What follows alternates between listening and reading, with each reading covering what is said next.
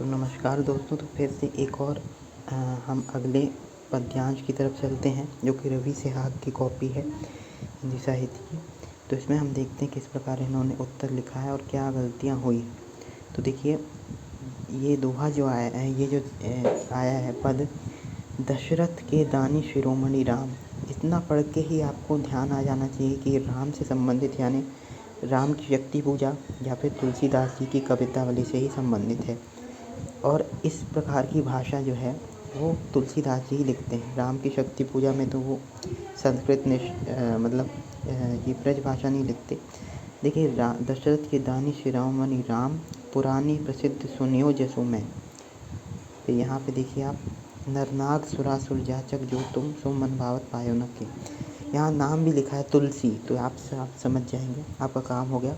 प्रस्तुत पद्य राम भक्त कवि, या आप लिख सकते हैं राम भक्ति शाखा के श्रेष्ठ या प्रतिनिधि कवि तुलसीदास द्वारा रचित है, जो कि कवितावली के उत्तरकांड से लिया गया है।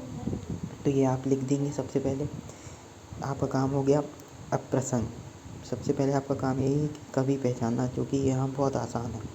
प्रसंग में आप लिख सकते हैं, प्रस्तुत पद्यांश में तुलसीदास जी द्वारा भगवान राम के प्रति अनन्य भक्ति भावना ज्ञापित की गई है। तो ये देखिए, यहाँ पे मैंने ज्ञापित शब्द लिख दिया है, परंतु ज्ञापित की जगह आप व्यक्त या अभिव्यक्त प्रकट की गई है, ऐसे लिख सकते हैं आप। अब देखिए, व्याख्या में तुलसीदास जी कहते हैं कि भगवान राम दशरथ के पुत्र हैं, दानवीर हैं। यह बात सभी पुराणों आदि से मैंने सुनी है। नर हो या नाग हो, सुर हो या असुर हो, या कोई याचक ही हो, जो भी आपकी शरण में आया है उसने मन भावन फल पाया है। तुलसी की भी हाथ जोड़कर आपसे विनती है कि आप मुझ पर कृपा कर मेरी देह का उद्धार कर मुझसे अनन्य कृति प्रदान करें। तो देखिए, आखिरी लाइन में यहाँ पे एक बड़ी चूक की है इन्होंने।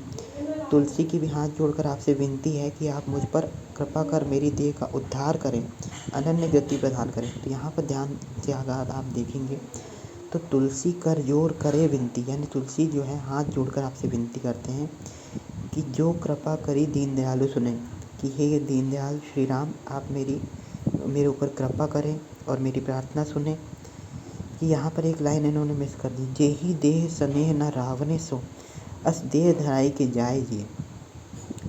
यानी जेहि देह, यानी जो शरीर, जिस शरीर में रावण यानी राम के प्रति स्नेह ना हो, अस देह धराई के जाए जी, यानी ऐसा शरीर धर के जीने से क्या फ़ायदा, या जीने का क्या अर्थ है। ऐसा शरीर कैसे जी सकता है, क्या जाए जी, कैसे जी सकता है। तो ये जो पंक्ति इन्होंने छोड़ दी, इन्होंने कह दिया है कि सिर्फ आप मुझ पर कृपा कर मेरी देह का उद्धार कर अनन्य गति प्रदान करें। तो ये ध्यान रखें, इस पे आपके नंबर कट सकते हैं। यहाँ पे ध्यान नहीं दिया गया है जांचने वाले बार, लेकिन यहाँ नंबर बहुत कटने के चांस। काव्य सौंदर्य में भाषा ब्रज भाषा बिल्कुल सही है।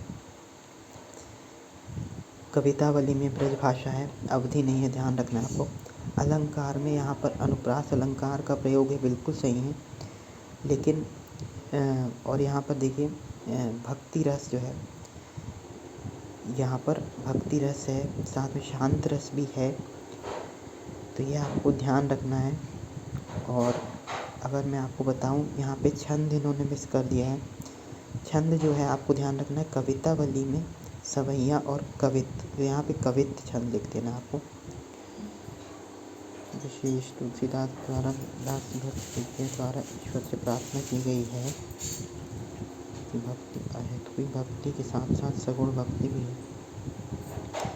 विशेष में देख सकते हैं, तुलसीदास द्वारा दास भक्ति के द्वारा ईश्वर से प्रार्थना की गई, बिल्कुल सही है। तुलसीदास जी की भक्ति अहेतुकी भक्ति के साथ साथ सगुण भक्ति भी है।